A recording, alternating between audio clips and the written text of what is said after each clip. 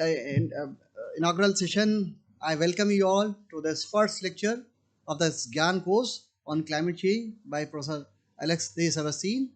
I request Alex to start the lecture on a climate change vulnerability, migration and displacement, the growing challenges and potential policy response.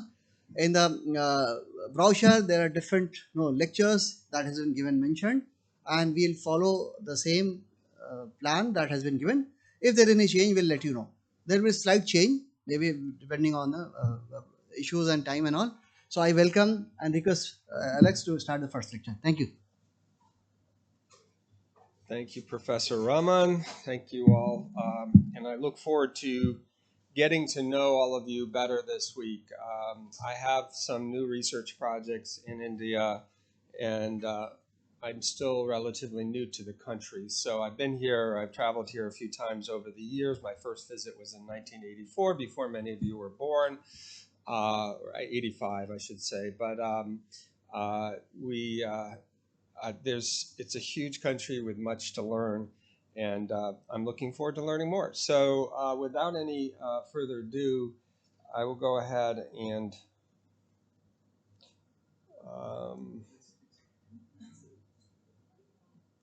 is this on? All right. I would like this to work, so if we can, someone wants to work on trying to get it to work. It doesn't seem to want to advance the slides. Sure. You've all seen, let's just see if it works. What's that? Okay, I'll just say forward, back and forth. I think the batteries may be dead. So you've all seen the course syllabus, and so I won't go into it in great detail, but I would just say that the first two lectures will be reversed. So I'm basically going to be presenting some of the demographic concepts up front, and then I'll be moving to environmental or climate, social vulnerability and resilience, then talking about climate change science at the end of today. Tomorrow's tutorial one, I'm going to shift a little bit, and there will be a quantitative tutorial that Dr. Raman is leading for tutorials 2 and 3. Tomorrow's is going to be more about understanding the causal mechanisms and walking through how we understand climate change to impact mobility. Okay, so that's the focus of tomorrow's tutorial, and you'll be breaking out into groups and working on something that I call an active learning exercise. It's basically each of your subgroups will take an archetypical situation related to, thanks, see if it, yep, now it works. An archetypal situation such as communities in dryland areas or communities in highland mountain areas, communities at the coastal zone, and looking at how climate may affect their mobility, their vulnerability, their mobility, and then onward to what are some of the adaptation possibilities. For that, by tonight, I'll be posting some readings. It will just be one reading that you'll be required to do. Each of your groups, there'll be people will sign up for either one or another of 2 readings. So if you choose the drylands group, you'll have 2 choices. One of them might be based in Africa, the other in India.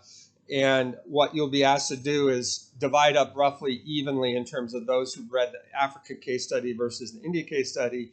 And then what I'm going to ask you to do, it's really a first step in modeling in some ways, is to first understand what might be possible causal connections among the climate variables and the social variables onto the impacts and ultimately to mobility responses. So that's how we're going to do tutorial 2. I teach a whole course on environmental indicators and composite indicators, and I thought about it and I said, 2 hours is not really enough to do that justice, but I can do something to prepare us for the 3rd and 4th days and the 5th days of our course, where we'll be looking much more at mobility responses and urbanization and things of that sort. So hopefully that's clear. days 4 and 5, as I say, we'll be talking more about mobility, climate mobility, migration and displacement, some about planned relocation, and modeling future mobility and migration. And then there'll be an examination. Someone was asking me about the examination. Dr. Rahman will have more details for you tomorrow, I believe, or at some point. So what we want to do is expose you to basic demographic concepts, expose you to the science of climate change, talk about, think about what tools are necessary to understand social vulnerability and to construct a simple vulnerability map using open source tools. Challenge you all to think about climate change, vulnerability, and migration in the context of India specifically and the broader South Asian context, and identify hotspots of potential vulnerability and risk, and then finally consider the policy implications of the research and design a policy communication strategy. So towards the end of the course, we'll be moving more from the science to the policy and talking more about some of the policy implications. We were just having over tea, talking with Professor Joshi, and he was saying really the big issue right now is about policy, what to do. We know what the vulnerabilities are. So you see there's a big X here. That's because Professor Rahman has promised me that he can tell you all about that. So you want to probably know a little bit about us or the center that I represent. I'm director of Season. I've been with Season for 25 years, so it's very much in my DNA now. We're based at the Columbia Climate School. Prior to that, we came to Columbia as an independent NGO in 1999, just around the time, well, it was actually 1998. I joined a year later in 1999. The independent NGO was based in Michigan. It was a consortium of multiple universities, and it was deemed by Columbia that this would be a valuable asset to have this center, Season, CIESIN, join Columbia University. We used to be known as a Center for International Earth Science Information Network. I never liked the name, and when I became director last year, I changed the name to Center for Integrated Earth System Information. First of all, the first name was no one could ever remember it, and secondly, this reflects better what we actually do. We're a very big geospatial data center, so we do a lot around geospatial data analysis. How many of you are more or less coming from the GIS remote sensing geospatial field? So we've got a pretty heavy representation from that field. Hopefully you'll gain some things from this. How many of you are familiar with the NASA CDAC, the Socioeconomic Data and Applications Center? So there's a smaller handful of people who recognize it. Unfortunately, I'll say that under this current Trump administration, Trump 2.0, as we call it in the US, they cut funding. They terminated the contract that we had for CDAC. So our data are still available, but I'll have to tell you more about how to get access to the data, because they're actually going to be, from now on, available in two places. One is the NASA Earth Data System, but the DOIs for all the data sets have been busted. We're working on fixing that part. So the original DOIs of the data will be pointing to a new set of landing pages, and we're moving the data to the Harvard Dataverse. But I managed the NASA Data Center since 2003. Before that, I was deputy manager, so I've been involved with this NASA Data Center for quite some time. And you'll learn more about some of the types of data that we work with through the course of my presentations. We also have a major data-related project called Grid3. It's geospatial. Well, I'm not going to remember the acronym, but Grid3 basically has to do with foundational data, geospatial data for development. So it's essentially, you can't plan health services, you can't plan where your schools are, you can't do all those things without actually having a good geospatial framework. And in many parts of Africa, unfortunately, those countries do not have a sound geospatial framework for planning purposes. So Grid3 was very important during the COVAX campaign for the distribution of vaccines for COVID, but they've been doing work for many years now, improving those core geospatial layers. This is our staff down in the lower right, lower left. You can tell it's a drone image. One of my colleagues, Kit McManus, has been increasingly interested in use of drones for local data capture. So this is our mission statement. We conduct geospatially enabled research and develop interdisciplinary data and systems to advance the understanding of human-environment interactions and support public policy and private decision-making. We produce, manage, and disseminate data and develop mapping tools and services that combine and visualize data in new ways. So again, this was something that, as a part of a strategic planning process that I led last year when I first became director, to kind of clarify our scope. You've heard of the CDAC because I just mentioned it, right? But those of you who know us understand that we kind of represented that bridge between NASA's Earth satellite remote sensing instruments, the stuff collected from space, and what's being collected on the ground: census data, survey data, data from various types of field studies, to better understand how the changing planet is affecting human beings and how human beings and our populations and our distribution are affecting the changing planet. As I mentioned, we're moving our data to the Harvard Dataverse Cafe collection. I'm not sure the pointer works on the screen, but basically I'll be providing a URL for the Dataverse Cafe collection later in my presentation. But these are just a sample of some of the data sets that we disseminate, including air pollution data from satellite remote sensing. We have data on social vulnerability for the US. We have a large India collection of data sets and data on the human impact on the environment. And this is just a very small sample of some of the data that we provide. Okay, did I do something to turn off the clicker? I'll just ask you to move to the next slide. Okay, so examples of some projects that we have. Okay, and then if you want to see if that can be fixed, I don't know. So testing, very, very sensitive. So we have data, we have projects in the past with Facebook and Meta working on very high resolution population mapping. One of our core activities and data sets was this gridded population of the world data set. So it was the first effort to basically rasterize global population, starting in 1995.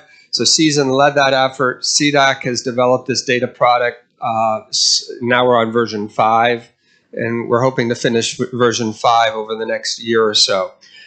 We've had prior Gates funding for an Africa Soil Information Service. I led an effort to develop indicators from satellite remote sensing data in like 3 areas: air pollution, aquatic and marine, and biomass burning.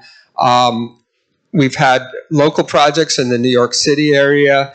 I led work that we'll hear more about maybe a bit later on gridding, doing retrospective or hindcasting, essentially change in population due to net migration for the global UK Foresight report. USAID, I've had several projects with them. Unfortunately, they were also shut down by the current administration. Many of you will be aware of that. U.S. Army Corps of Engineers, World Bank. You'll hear more about Groundswell on Friday when we talk about modeling. And then present and recent past projects include work that I've been doing with the Global Center for Climate Mobility. So this is a new initiative that's it's kind of under the UN Ops, but it's also funded by the Rockefeller Brothers Fund and other sources like Bosch Foundation. And we've been doing some modeling work, and also I co-teach with the leaders of the GCCM a course on climate mobility at Columbia. I've had recent work, again cut by the U.S. government, current administration, DoD, Minerva, looking at Central America and West Africa from a comparative perspective. These are 2 major international migration sending regions. What's driving people? And we did look at climate, but we also went far beyond climate, and you'll hear more about that work as we progress. We had some educational projects on open science, the school project, looking at using open source tools for a variety of different areas using Earth satellite remote sensing and our socioeconomic data. the Human Planet Initiative I won't go into. Then I've had a bunch of work with the disasters program and have something forthcoming. NASA disasters working on the JEDI project will work in Dominican Republic on earthquake vulnerability and risk. And finally, and not last, this is not a comprehensive list, but it gives you a flavor for some of the things that we've been involved in. The precursor to our DoD project was focused on West Africa alone. Next slide. So who am I? I'm a geographer with interdisciplinary interests in climate vulnerability and adaptation. So you know that from my bio. Sorry, the clicker's working? Okay, wonderful. So there's me when I was much younger and innocent. That's around the time that I came to India on my very first visit. I weighed all of 138 pounds. I don't know what that is in kilos, but you get the idea. I lost a lot of weight, had a lot of health issues, but here I am planting trees with some people in Mauritania, and I worked in irrigated rice. So that was but I discovered quickly that I was not meant to be an agronomist. That was not going to be my calling in life. So I chose to do population geography after that. My interest in population geography was sparked by the fact that I was living in a small village in Mauritania, which is right on the Mali border, close to Senegal as well. So it's on the Senegal River. And I was struck by the fact that the population, that, families had 7 to 8 kids. That was just the norm. Every family had about 7 to 8 kids. Well, I thought if this continues for several generations into the future, that's going to be a real challenge. And so I decided to focus on population when I did my master's degree. I then went on to become a population geographer at the Population Reference Bureau in Washington, D.C., working on a number of USAID projects and projects with the Pew Charitable Trust on population environment, population and security issues. Then I became a population fellow at the social policy group of IUCN. Has anyone heard of the IUCN? So it's kind of like a sister to, actually precursor to WWF, if you've heard of World Wildlife Fund.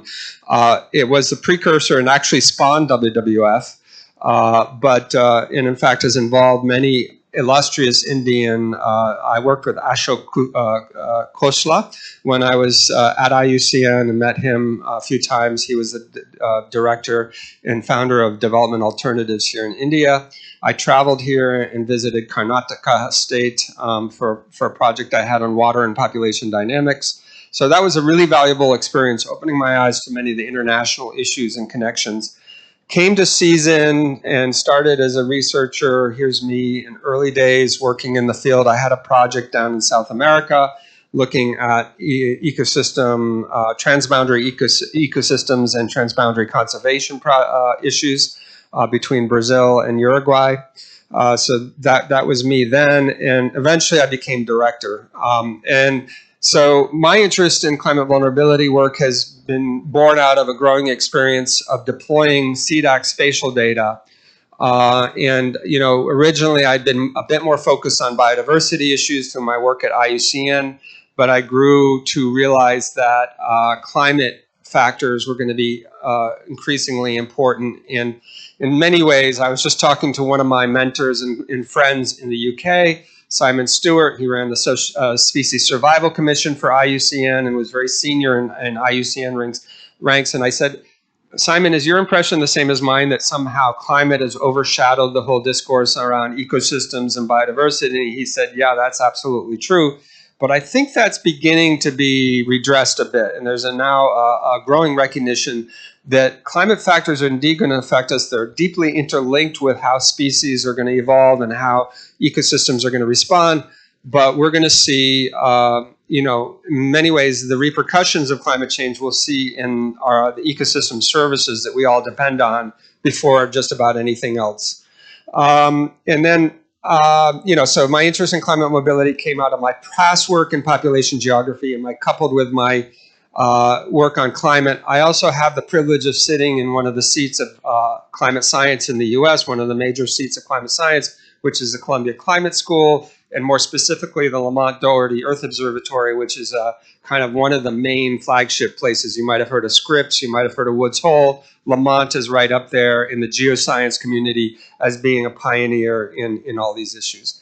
I did my PhD on climate vulnerability mapping, and at that time I was fortunate to have funding from USAID to produce a number of reports. We'll learn a bit more about climate vulnerability mapping tomorrow when I talk about that, but I had the opportunity to produce a number of reports for USAID.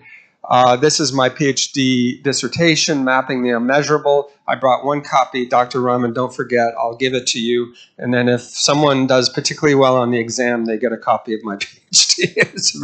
It's a poor gift, but you can take it for what it's worth. I've done a number of papers related to climate vulnerability mapping over the last few years, and led this I guess is sort of one of the major last outputs of the work that I've been doing in this area, which is looking at a kind of meta-analysis or what we call a systematic review of climate vulnerability mapping and coming out with recommendations and suggestions on how we progress this field and how we move it forward in the future. And you'll be hearing more about that tomorrow.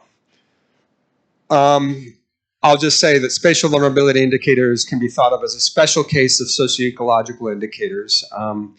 So let's move on. Well, I'll just finish my bio by saying I've been involved and been very privileged to be involved with a number of efforts. My first effort in this area around climate mobility was actually going back to 2008 when I was asked to write a chapter with my colleague Susanna Adamo for the UN Population Division on what future human population geography might look like under climate change. So it was a great opportunity to work on a chapter that eventually became published and start thinking about this issue. And one of the things I proposed to them at the time was I said, you know, maybe it's time for you demographers to start thinking about taking the cohort component method that you've been using all these many years, which is still a very valid method for projecting future population, but modifying it in ways that take into account that in the future, people will not be living in the same places that they are today, or they may be moving in different locations as a result of climate change. And at the time, the chief, Thomas Buettner of the Population Division, said to me, you leave that to the experts. We'll take care of that kind of stuff. Well, at that time, that was the response of demographers. I don't think there's actually a demographer currently who would necessarily agree with that stance. Everybody recognizes that there will be shifts in population. We'll be talking about that more as we talk about things like the Groundswell Report series, which was a first attempt to do some of this kind of modeling. I was involved in this early policy-oriented reports where we took case studies that were very detailed case studies in different regions of the world and coupled them with mapping. So this was, the mapping of these was done actually, I think, really nicely by colleagues of mine, where we organized data layers to kind of tell a story. The maps as narrative stories, you know, kind of that kind of thing. Now Esri, you know, the company has what they call map stories, which, you know, is something similar to what we were doing at that time. Then I was involved, as I mentioned, with the UK Foresight project. We did this net migration modeling. We were able to, from that, actually tell them how many people had moved into different types of ecosystems globally, coastal ecosystems, riverine or river valleys, mountain ecosystems, things of that sort. Then out of that work, basically, I went to a World Bank workshop, and they were interested. There was something called NOMAD, which was Knowledge Management for Migration and Development. So the NOMAD project asked me, or I was at a workshop, and some of the people who were in the climate division, they said, we have a new flagship project. It's going to be a flagship report for the World Bank climate division, but we don't want to just regurgitate the same literature reviews that everyone's been doing about climate mobility. We want to do something new. And it sounds like what you did for the Foresight project by mapping past climate mobility or mobility in relation to ecosystems might be relevant for what we want to do for the groundswell. Could you actually project climate migration in the future? And I said, I think we could, because I was aware of some methods that a colleague was developing, and I talked to him, and he said, yeah, we can do that. So we'll talk more about that work in a bit, probably on probably on Friday. I'm not sure when that lecture, or Thursday morning. And then finally, out of the work of the Groundswell, we've been working with the Global Center for Climate Mobility, first in Africa and now in the Greater Caribbean. Plus, I have around 18 articles and peer-reviewed book chapters on the topic. So that gives you a little bit of my background and ability to teach this course, hopefully. Let me just look at the clock and make sure that I have a sense of. All right. So this is the formal beginning, the first lecture in the series on demography and climate change. I'm not a demographer per se, but as I said, I was a population geographer, and I have hung around with card-carrying demographers enough to just be dangerous. That's all. That's what I'll say. I can be a little dangerous, but hopefully I can convey what's important here. So, what is demography?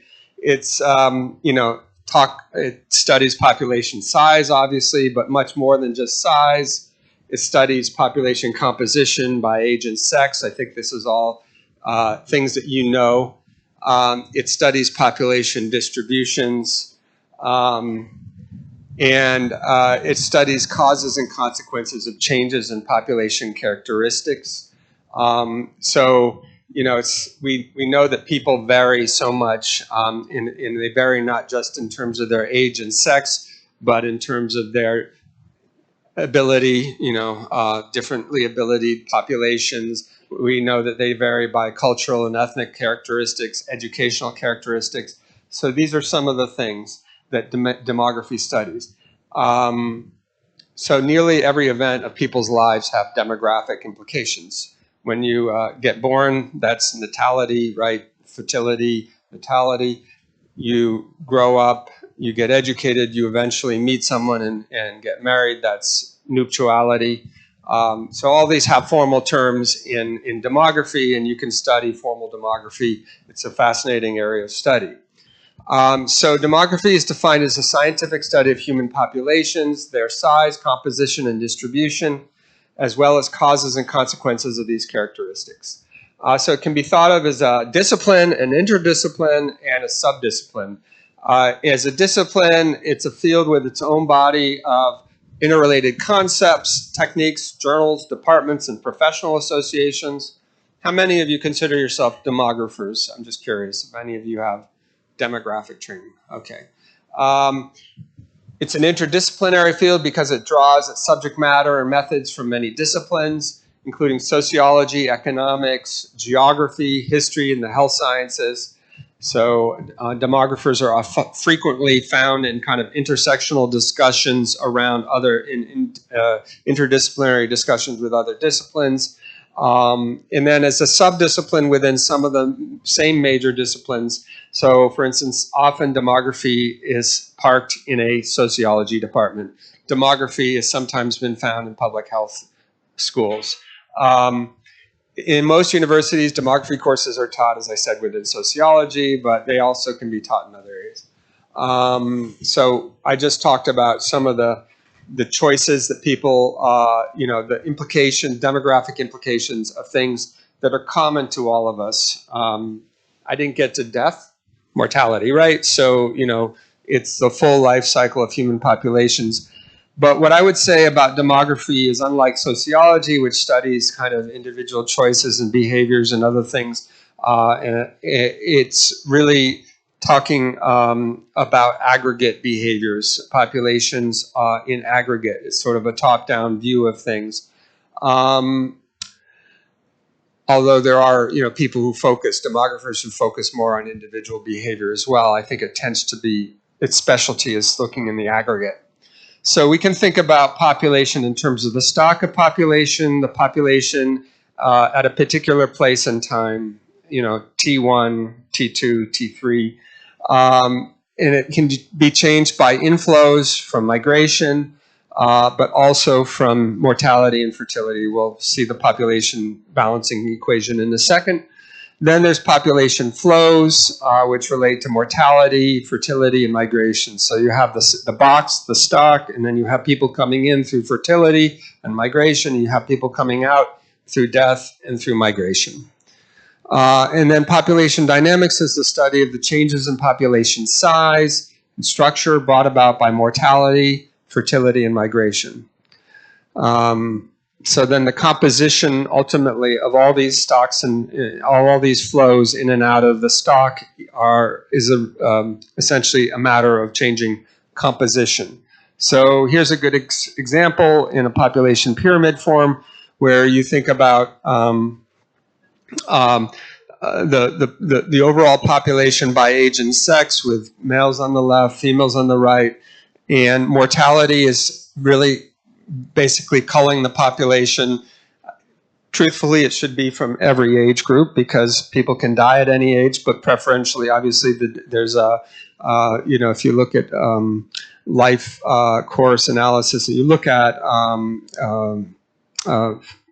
what do they call it, actuarial, data, most people die in the later part of their lives. You have migration from one population to another, and then you have fertility, which relates to the population of females in particular between the ages of 15 and 45. Typically, that's roughly the age range that is considered the most reproductive ages. And then fertility brings population in at the base of the pyramid and so on. So I think all of this is fairly common knowledge to many of you. You can also look at the composition of the population by different education levels. So an example is Ethiopia, which has very rapidly growing population. I think it was set to double in 2010 by 2050. So we're talking about very rapid growth, right? You have a large uneducated population.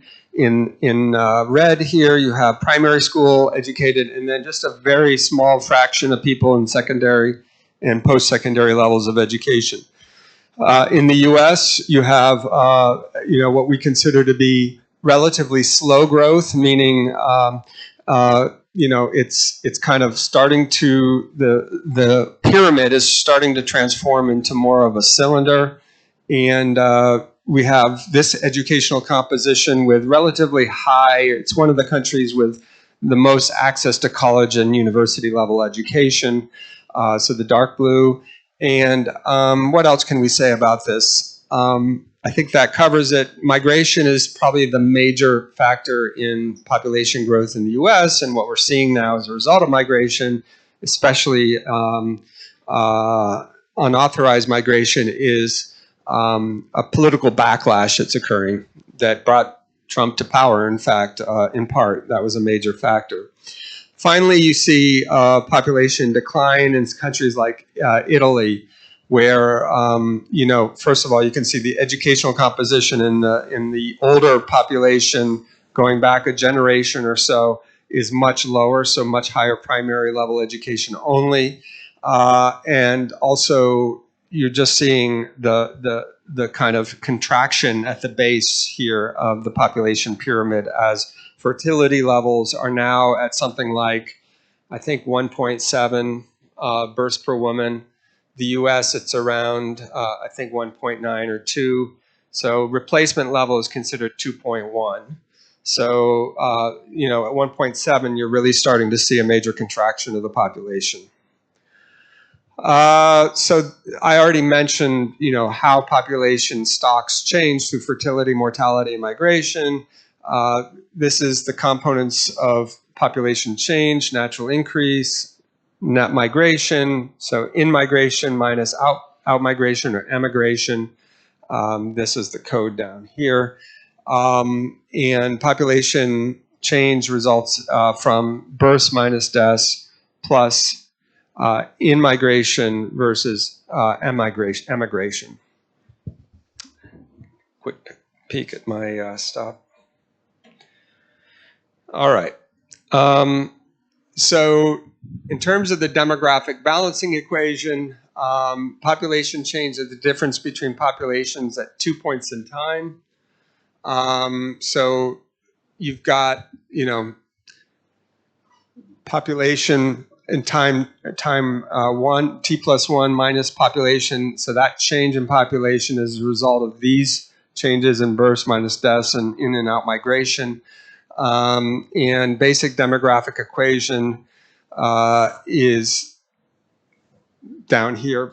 Population in time 2 is essentially there's a result of population time 1 with natural increase plus net migration. So this is all pretty basic stuff in demography. So demographic transition theory has really been a backbone for a lot of research in demography. And the idea was that the world in a kind of industrial, pre-modern state had very high fertility and mortality, which fluctuated very highly. And as a result, populations basically didn't grow a lot, right? Then at a certain point, death rates started to decline as a result of the interventions of modern medicine. I was just in England, and of course, John Snow was a fellow who started mapping cholera in London and discovered that certain pumps were transmitting the disease, so they shut down those pumps, and lo and behold, cholera rates suddenly went down in those neighborhoods. And so this idea of disease transmission and public health and medicine started advancing, and the mortality rates simply started to decline. Female education was important too, and the improvement of women's lot and things of that sort led to lower death rates among children. The birth rate, however, has lagged, and one of the things and a consequence of that was that population growth started to rise very rapidly after the Industrial Revolution, which led to Thomas Malthus and the idea that populations grow exponentially and agricultural production only grows sort of in a linear fashion, and that as a result there will be ultimately we'll run out of resources. There won't be enough food, there'll be famine, and it can only be cured through various vices such as famine, disease, death,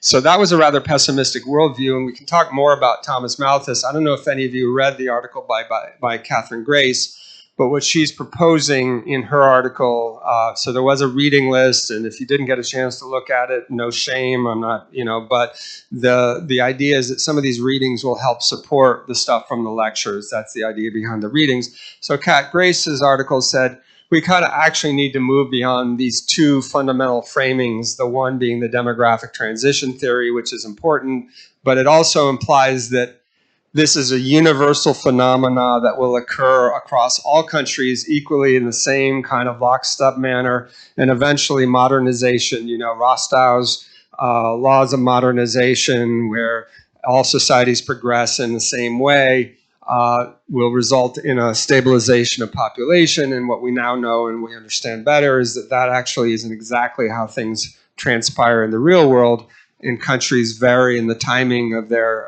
transition. I still think it's a valuable heuristic, and is certainly a very useful tool. If you look at many countries in Africa, I just mentioned Ethiopia.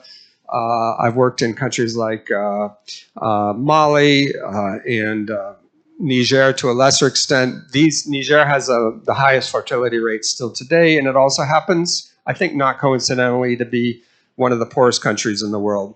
So these things are not totally unrelated. But we do, I think, need to move beyond the idea of the demographic transition, and Malthusian views have definitely never been fully accepted by the demographic research community, a point that Catherine Grace makes in her article. But that said, they're still it's sort of the ghost of Malthus, people call it, right? He still sort of lingers in these conversations.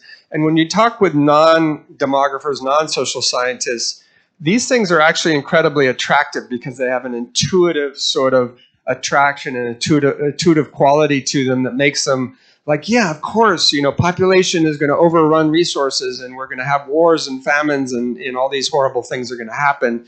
And I think what we want to do in this course and look at it a little bit more critically and see the fact that humans have the ability to avert a lot of these outcomes, and that it's not necessarily true that population growth and even migration will result in negative outcomes.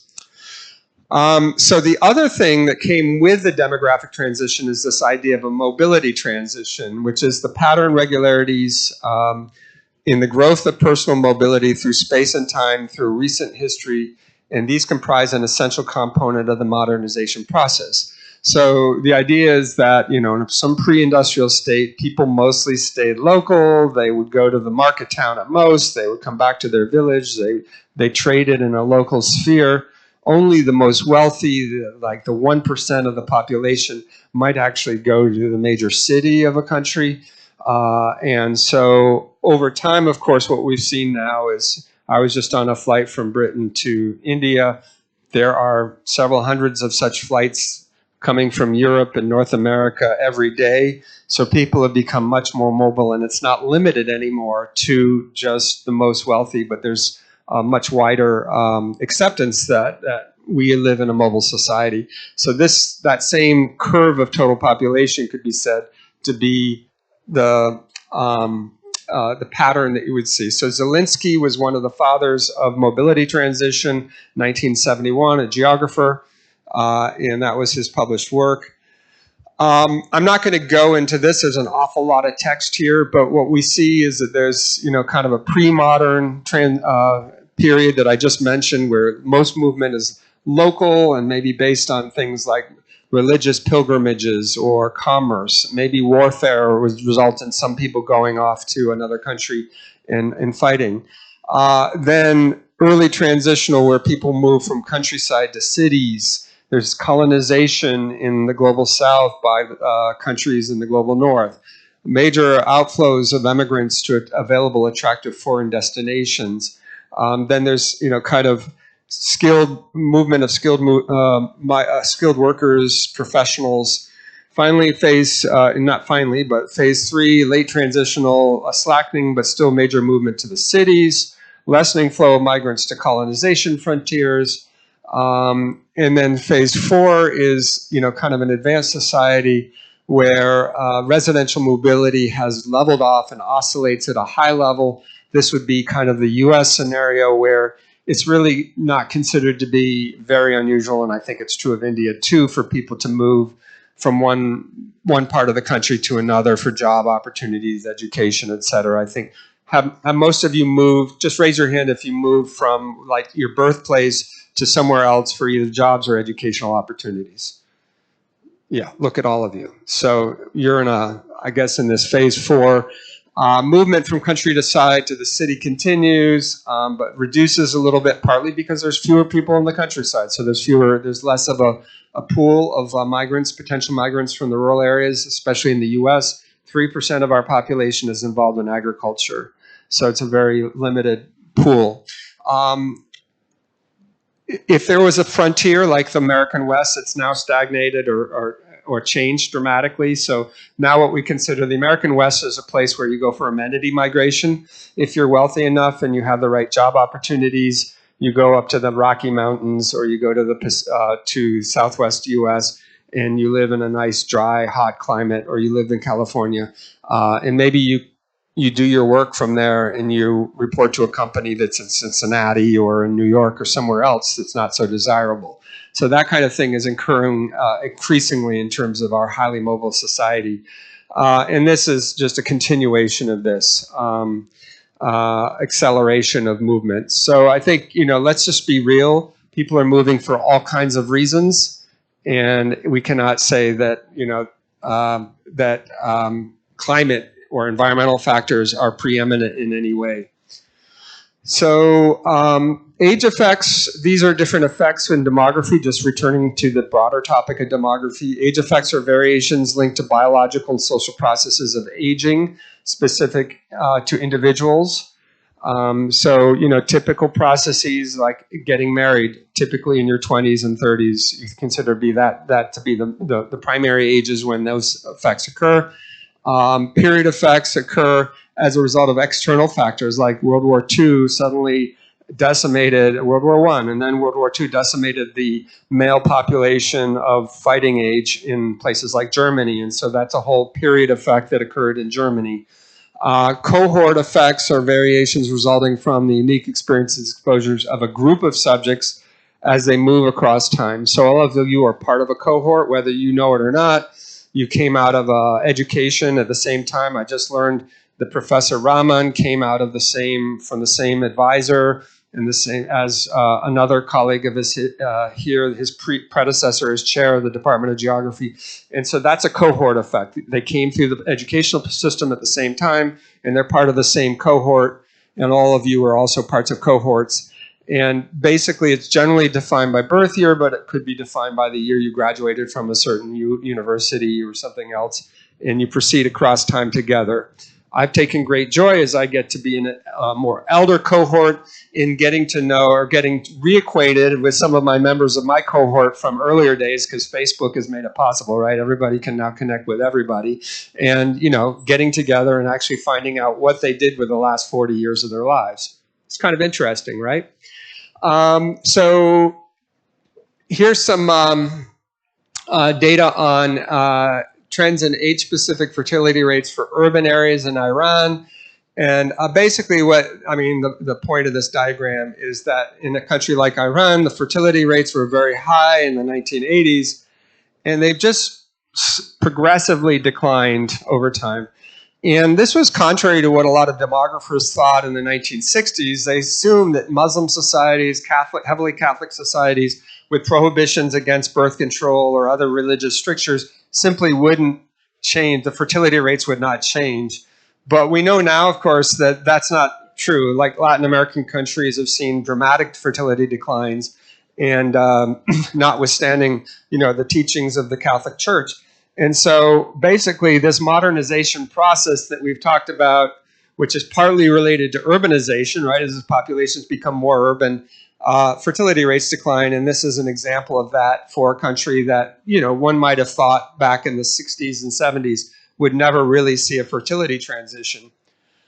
There are different changing mores too, in terms of the willingness to accept things like homosexuality as a practice. So this is just, it's part of demography. There's changes in social mores, in ways in which over time, different birth cohorts come to accept things like same-sex marriage. In the US, it's been a sea change. In just 20 years, it's been a sea change in terms of how many people accept it. It's now become it's no longer really questioned. Even on the extreme right, well, there are people who still question it, but they're not going to turn back the clock, as it were. So these are types of questions one might ask as a demographer. When and where were you born? How many others were born the same year? What is the probability of getting married or divorced at a given age? Do you have children, or did you ever plan to? What kind of job will you have? When will you retire? In the US, it's typically around 65. I'm learning many of my European colleagues, it's more like 60. They have a shorter life work span. How many times will you move? Will you move around the block, or will you move overseas? How long will you live? What are the chances of your dying within a given year or within 10 years? This is where the actuarial tables come in, and that's what your life insurance and other products, commercial products, are based on, is essentially your chances of dying. When you think about population environment, this is a piece that I wrote a few years ago with some colleagues in the annual reviews of environment and resources. There's one thing I'll just mention. This is how I met Atik. Professor Raman was through this network that I was coordinating at the time. I'm still involved, but not coordinating anymore. So we have now 2,800 researchers around the world. You're welcome to join it. And what we try to do is advance knowledge of population and environment by doing online seminars and other things. We've been through a little bit of a quiet period, but I expect it'll pick up again. It's sponsored by the major demographic union, the International Union for the Scientific Study of Population, and Future Earth, which is an effort to basically study the planet. So we have these cyber seminars, online seminars, what's new, etc. So feel free, if you'd like to join that network. It's free of charge.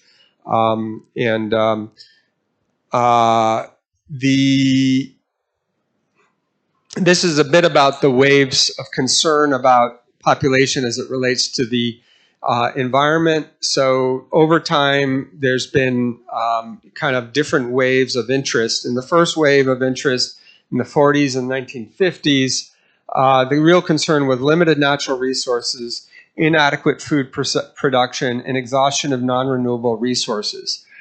This was a period in the 60s as well where in early 60s where Rockefeller Foundation was really very much influenced by Malthusian thinking. And you may recall that Rockefeller was one of the major funders of the Center for Global,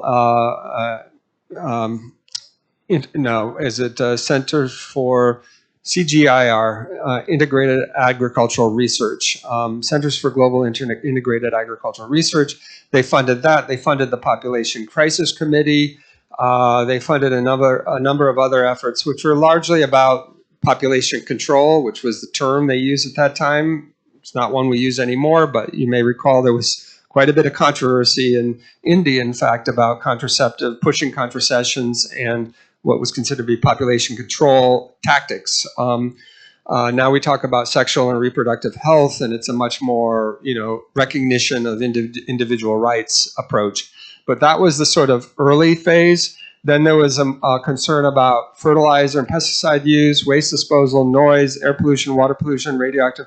So this was especially in the US when we founded the Environmental Protection Agency in the 1960s, because we realized somebody needed to actually look after what was going on with the environment because we were dumping so much waste. Even today in the Hudson River Valley, we have PCBs, which are long-lasting chemicals in the sediments of the river, and there's a big debate. Do we dig them up? Do we try to sequester them? Or do we let them stay there? Because once you start digging them up, that could create other problems. So there's a big discussion around that. But at the time, General Electric was just taking huge cartloads of PCBs, I'm talking metric tons of PCBs, and dumping them right into the Hudson River. I don't think they were unaware of the effect this had, but the approach at that time was basically, let's bury this stuff, let's get rid of it, let's just throw it out. And now we've seen we're suffering from some of the consequences. 60s and 70s was also the time that you may recall The Population Bomb by Paul Ehrlich was written. If you read the introduction to that, it basically is about a visit he took to Calcutta.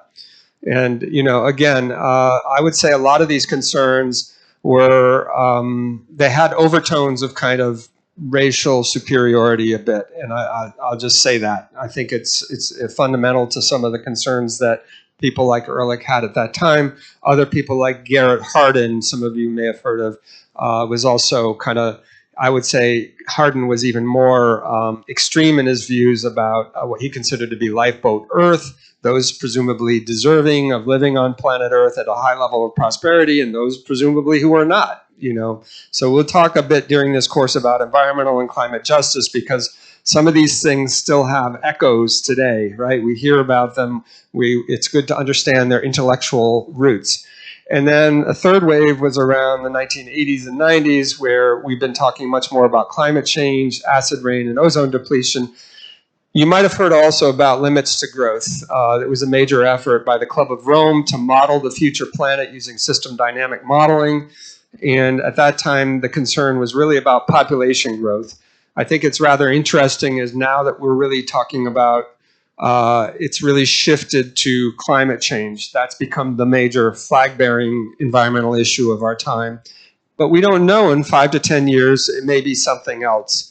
It may be the impacts of AI on the environment, right? We're seeing all kinds of implications there. I see some nods. We think about climate as being the defining issue of our time. I think it still is, and it will remain for a while, but there will be other things that I'm sure come up. All right. So the historic interest in environment was in demography was really focused on pop and development. So you had population growth, you had natural resources, had a famous bet between Paul Ehrlich and Julian Simon. Anyone heard of that bet? Julian Simon and Paul Ehrlich, Julian Simon being an optimist. He was a techno-optimist, an economist who was gloom and doom, much like Malthus, and then he had an epiphany one day and said, why not be positive? Power of positive thinking. So he basically came up with the idea of having a bet with Paul Ehrlich. I already mentioned Paul Ehrlich was the author of The Population Bomb, natural scientist, ecologist, and very concerned about this fate of the planet. And he said, "I'll bet you that this basket of minerals and other resources, that the price over the next decade goes down instead of going up, because we're going to be more ingenious and we're going to employ our native creativity to shift from one source of, let's say, resource to another source. And in fact, there'll be new finds of those resources and new mineral discoveries, and everything will be hunky-dory." And in fact, Julian Simon won the bet. So it's an interesting example, but this was sort of the kind of thinking at that time that, motivated a lot of people like Paul Ehrlich. And then this is the Julian Simon view, orthodoxy 2. More people means more Einsteins, more Marie Curie's and others who are going to fix the problems of the world. And so therefore, education would be critical, but if you get enough educated people in the room, you'll fix the problems. Orthodoxy number 3 is population growth can have negative effects on some types of environmental outcomes under particular social, economic, political conditions, but the existence and size of these effects depends on the efficacy and efficiency of social institutions that regulate resources. So these are, sort of 3 major views. I think this orthodoxy is the one that characterizes most demographers today. And it's kind of like everything, and it's really a geographic perspective. Things come down to particular places and particular times and particular locations and the particular sets of technologies and economic activities that they're employing.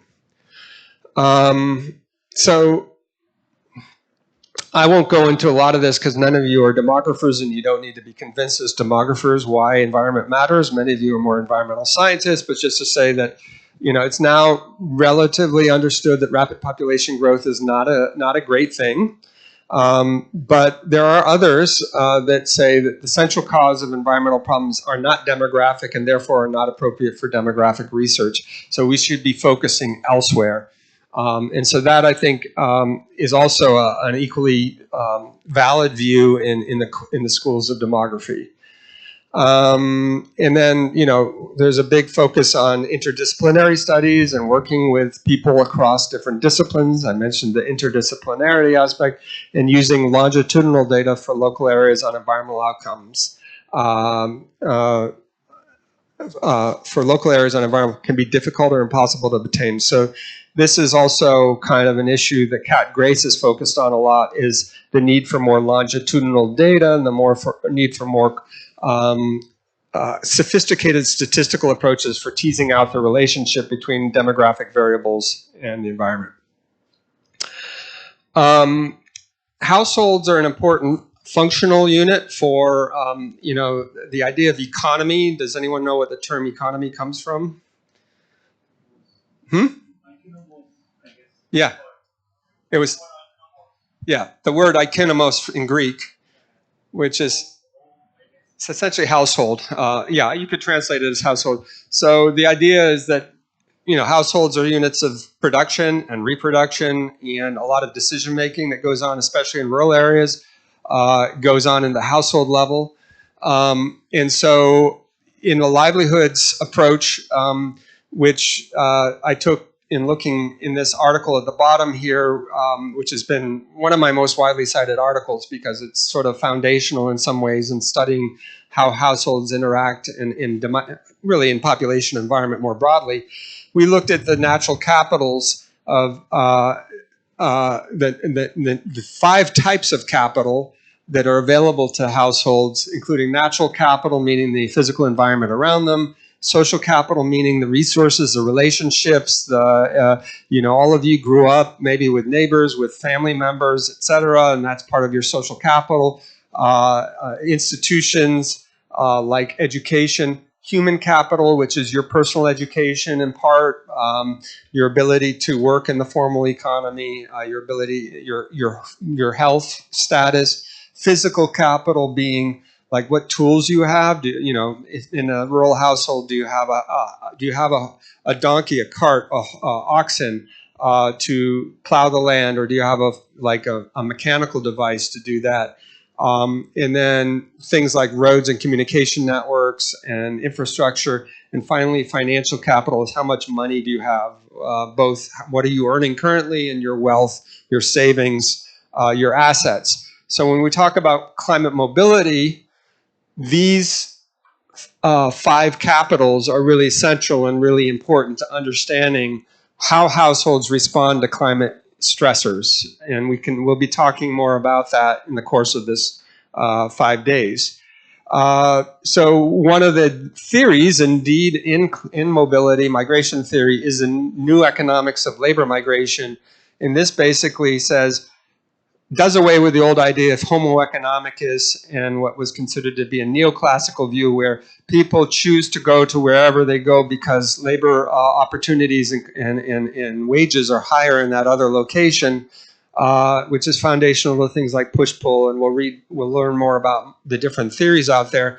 But instead, it's a household actually that makes a lot of these decisions. And so what we see, I was talking to Professor Joshi over about the Western Himalaya region, and he said, yeah, the larger households and male-headed households tend to disproportionately send more people, young men in particular, out for labor migration.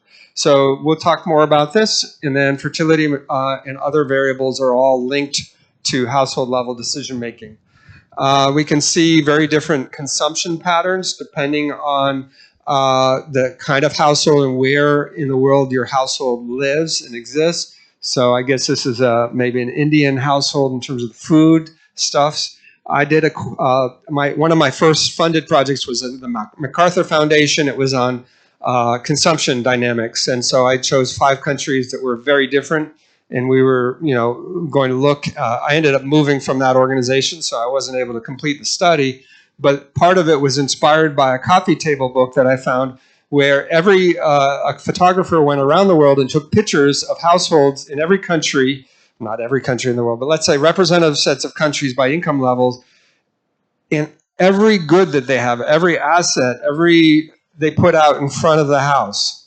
So a house in America, I don't know, this is Germany, I think. But if you had the same house in America, they would have their 4x4 recreational vehicle, their jet ski, their motorboat, their minivan, and everything else set out in front, along with their flat panel TVs and air conditioning units. And so it was quite striking to me the differences across cultures of what's considered to be adequate and a high level of well-being. I think I just hit the screen,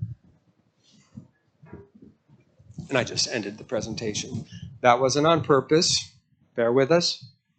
Can you get me back to that slide? Much further down. Keep going. Here we are. Is that the last one? Okay. I thought I had a few more slides, but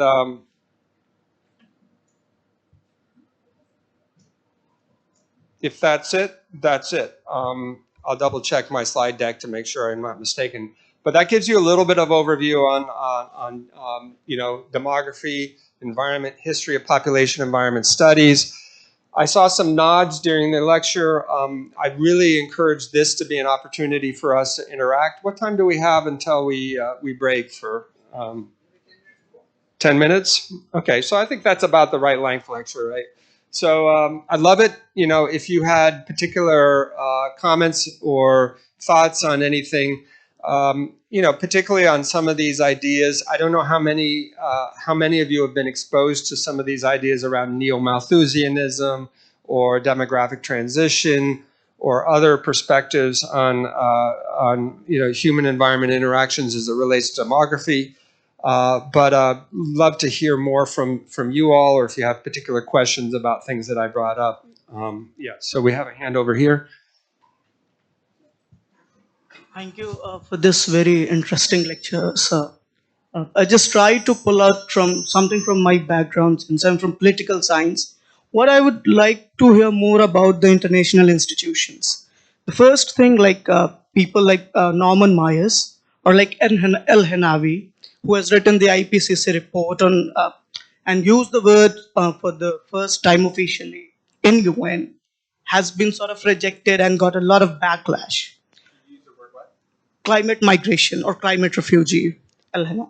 Second thing, New Malthusian, when you was just presenting that slide, what I was thinking, because probably Rutan has written that in 93, if I'm not wrong, and you're placing or echoing the Malthusian idea amid 1940s and 50s.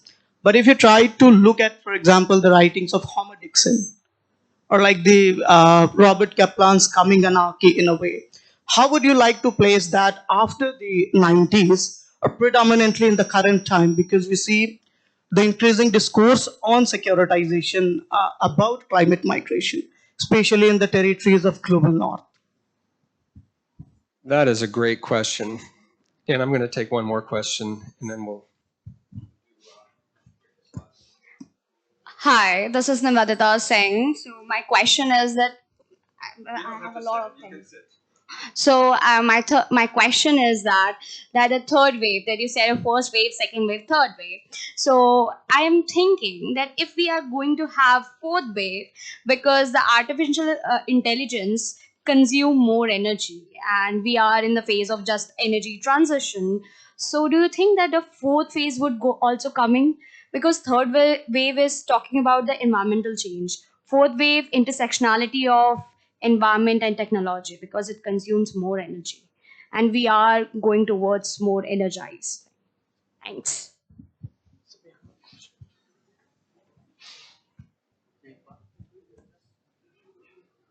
Yeah, we'll wait for.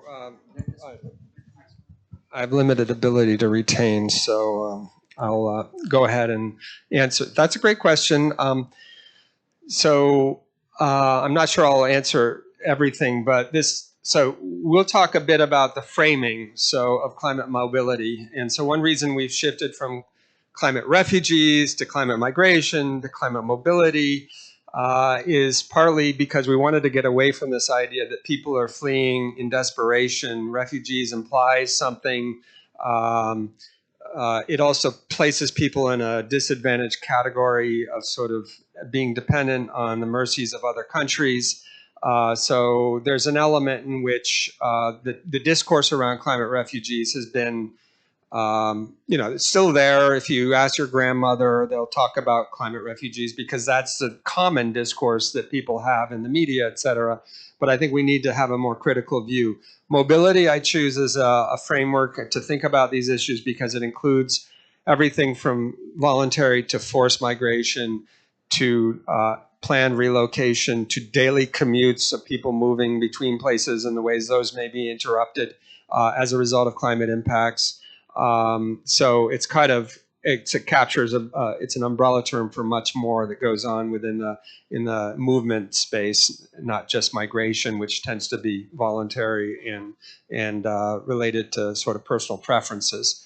On the topic, you brought up Robert Kaplan and you brought up Tad Homer Dixon, who were both very influential in the 1990s when I was actually starting to look at some of these issues when I was at the Population Reference Bureau. And I would go to meetings and either they would present or because I was in Washington, D.C., or people read their Atlantic articles. I actually wrote a response to that. I had the opportunity to travel to Haiti a couple times. It wasn't an article that got in the Atlantic, didn't get much play whatsoever. But my interest was, and it was before I really even knew the term, but the term that I would call now, is the way I was looking at Haiti, was a political economy perspective. And a political economy perspective basically says there are deeply embedded power imbalances between population, people within within society, and we have to better understand. It also might be borrows from Amartya Sen's entitlements framework and things of this sort, looking at the entitlements people have. But I wanted to go deeper into the history of Haiti. So Haiti at that time was being positioned as an environmental security nightmare. And it is today really a nightmare for other reasons. I would just call it a political nightmare. It's become a nightmarish society. I don't think there was anything predetermined or predestined about that, though. There was decisions that were made along the way. We can talk more offline because I know you're interested in this topic.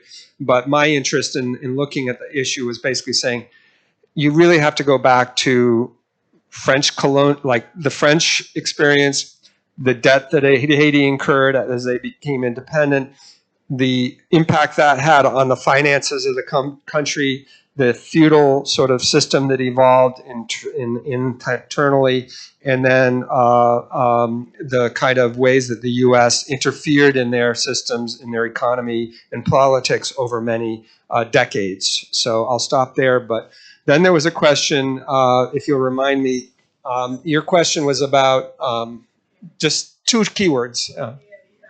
AI in the future, yeah. Well, I'm not a technologist. I'm not a futurist either. I was just at a conference called Scenarios Forum, and I'll be bringing some of that information to you because it was in Leeds. I've been part of a community that's been studying future socioeconomic scenarios. It's about the SSPs, and we'll talk more about the SSPs tomorrow, or actually, no, this afternoon. But what I would say is that AI was a topic there, and is certainly one of the things that people are looking at very closely in terms of the environmental impact. And I think it's to be determined how all that plays out. But it could have impacts also in terms of human behavior. We've seen the ways that deepfakes and social media already, and the algorithms being used to essentially get people hooked on social media, are actually having impacts already on the way people behave, right? So we need to look at the fact that humans are complex, our behavior systems have evolved over a long time, and with AI now in the mix, both our educational systems, the rewards, job structures, all those things are going to have major, AI is going to have major impacts on those. And it's a concern that I have. I don't know how it's all going to pan out. But I think it's something that we need to look at. And you're right to be concerned about the energy usage. Maybe this is the last question before we break. Thank you, sir. So my question is mainly about the formulation of climate policy, like climate migration induced, framework. So while there is a formulation of a policy in major conferences like COP29 and 28, sir, in these, which factor outweighs? Is it the socio-economic factor, because or it is just the demographic factor? Because there is always when we talk about climate migration, mostly there is it comes to youth which is migrating, but then it's also about the socio-economic. For example, the difference between first world countries and third world countries. So in case of India, for example, the migration is it's a vast land, so highest population leads to migration from various social strata. So when there's a very heterogeneous population size in countries like third world countries like India, migration is induced mainly. It's which factor outweighs? Like, is it just the socioeconomic factor, or it's just is the demographic, or it's both? Which plays? Thank you. Both, and those both are going to play a role. So you were talking about the wealth differentials. So you're really bringing up what's a big divide in migration theory. I won't call it a divide per se, because it's not like two camps arguing against each other, but there's structuralist people who basically think that migration is induced by economic structures.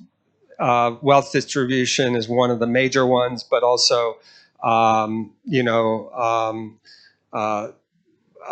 things like resource access, and then there's the more micro perspective, which has to do with individual decision making, and Homo economicus is pursuing economic opportunities. And I don't think there's anyone who's come to there's some synthesis approaches now, which are called aspirations and capabilities, which essentially tries to look at how people formulate their aspirations, which can be influenced by things that we're just talking about, social media and other factors, but also your cohort, your educational status, your kind of view of what's possible within your network. And then capabilities is whether you can actually act on those aspirations. So that's trying to be a little bit of a bridge between the individual focus and the idea that there are actually structural factors that inhibit people moving from place to place in different parts of the world. And we put up and erected enormous barriers now between the global north, many parts of Europe and North America, and the rest of the world. And so I think those it's gets at some of your questions, but we'll be talking a bit more about migration theory in a few days, so we'll get to that in more depth. Thanks so much for your questions. I think we're at the end of our time, but someone who's actually an authority here needs to tell me what time. When do we have to end? One more question, and then we'll go. Okay. Good afternoon, Professor. My question is that you have discussed about the Malthusian theory. Then, if we look critically about that theory, then in the today's world, how do we see that the cohortness of the population can be critically seen by the Malthusian theory? And in the society, the both people live that the people that are very hard to earn from hand to mouth, and those who are lavishly living their life, and how does it can be seen to the climate change policies? Thank you, sir. Yeah. So the one of the demographers I assigned the reading by Lutz and Stresnig, and that article is quite good. I recommend reading it. But one of the things that Lutz has been involved in over the years is looking at Wolfgang Lutz, who's a colleague and friend. He's looked at this question of IPAT. Impact is a function of population, affluence, and technology. So demographers have tried to decompose this and actually get at, use this identity, IPAT, to better understand the interactions. I think you're getting at this question. There are some people who are having a much higher impact on the environment than others. So it's not just population, it's also our affluence levels. And he also came up with something called IHAT, which is it's the impact is a function of households. So not just population, but actually how a society is organized. We know in the U.S., for instance, that electricity consumption per capita is much higher for people living on their own, and there's an increasing number of people who simply live on their own. They're either widowed, divorced, or never chose to marry, and they live with their dog or cat, and they have their same number of appliances as someone who lives in a household of 5 or 6 or 10 people. So this kind of thing also plays a role. And so once you start drilling down, obviously these Malthusian and other ideas at a macro level, like Malthus was basically discredited. Why was he discredited in some ways? Why did it not come to pass? Does anyone quick answer? One factor was the Green Revolution right here in India, right? So the you were about to say that. So the Green Revolution was basically, in at least short term, it solved the problem of food production and increased food production dramatically. One of the things we're realizing now, and I'm talking about the different eras of environmental concern, is that high input agriculture ultimately takes a toll on the soils and on the water bodies and on the ecosystems and environment. And so, there's open questions about whether we can sustain that. And I had a close colleague here in India who was arguing we should go back to much more simple organic forms of agriculture where, people grow food on 2 or 3 hectare plots. And I kind of argued with him that will never come to be, and it's not really possible. But people are talking about transformations now. This whole topic of transformation is something that we can talk about towards the end of this week that we have together. How will we transform society from a technological, from an economic, from a production system perspective? And these are things, transportation, flying everywhere like I just did. These are all things that we're going to have to look at very seriously for a sustainability transition. Atik, tell me, are we at time? Okay. Oh, one more question. You're running me ragged here. So is there another question? If there's not, we'll go and we'll have more informal discussions over lunch. Okay. Well, I think we don't see any hands, so we'll stop there. So we'll break for lunch in the guest house. Thank you, Alex, for giving a very detailed account of population transition changes across the world, and by giving different case studies and expertise on that, and how it leads to I feel that population is the root cause of every problem. If you do not have a better population, characteristics of population is very important. Population growth is not a problem. Big population is not a problem. But what kind of population we have, how trained population are, how good we are interacting with the resources, that is the main problem. China has the largest population, but China do not have any problem like other parts of the world. So how do we interact with the resources? How do we act and react? The characteristics of the population is good. Is most important. That is good. If we have trained well, then in the environment and climate will be better off. So that is the main issue. How we are thinking of the problem, how we are interacting with the problem, that is an issue. So Alex, you have nicely elaborated. I'm sure that many more insightful talks will be there as per the plan what we have. So we'll break for the lunch, and we'll go to guest house, and after the lunch we'll come back at 2 o'clock for the second lecture and third lecture, and in between you have a tea here only. Thank you so much.